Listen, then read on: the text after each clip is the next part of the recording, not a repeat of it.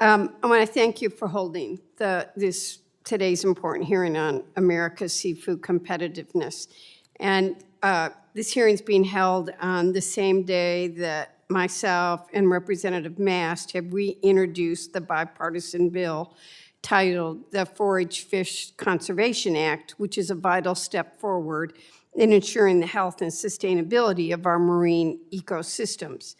This legislation builds on the proud legacy of the Magnuson-Stevens Fishery Conservation and Management Act, which has guided our nation in the responsible management of fisheries for decades by improving protections for forage fish action.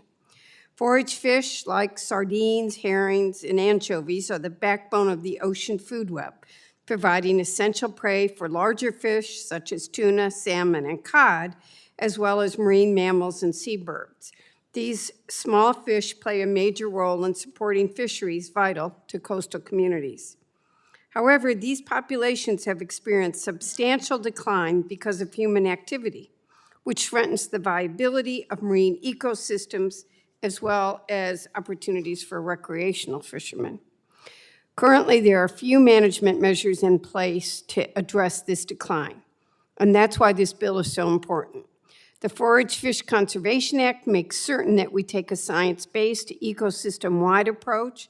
It ensures that before new forage fisheries are authorized, we understand the full impact on existing fisheries, on local economies, and on the broader marine environment.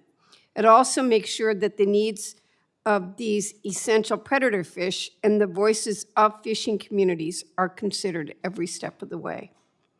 Importantly, this bill respects the role of states in managing the waters closest to home, while strengthening national efforts to protect forage species offshore.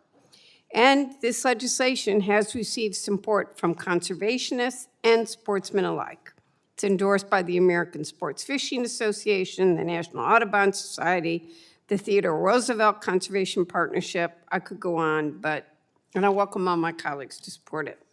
But now let me turn to you, Ms. Gaius. Why is conserving forage fish so important for the health of fisheries, and what actions is National Marine Fisheries Service currently taking to safeguard forage fish? Thanks for the question. I'll take your second question first, actually, and I think the answer is not much, to be succinct. So forage fish are, from a sport fishing perspective, they're food for a lot of our sport fish, and so that's really important, certainly part of a healthy marine environment. And we need all of those things to support recreational fishing and recreational fishing businesses all around the country, including your state of Michigan. Thank you. It's important to note that the Magnuson-Stevens Act is not currently designed to account for the unique role of forage fish in the marine ecosystem. The Bipartisan Forage Fish Conservation Act would address this need while maintaining MSA's state-based management flexibilities. Ms. Gaius, how much of a role do forage fish play in the greater food web, and how does their importance play in ensuring a healthy sport fish population? Forage fish are really the base of the food web in a lot of marine ecosystems. So, as you said, very, very important. And those fish provide food for sport fish, and as I've mentioned, up the chain supporting recreational fisheries and a lot of commercial fisheries as well. So, and then on, the economic impacts from there, the businesses, the anglers, manufacturers throughout the country. So very important. Thank you. That's why we all need to work on it.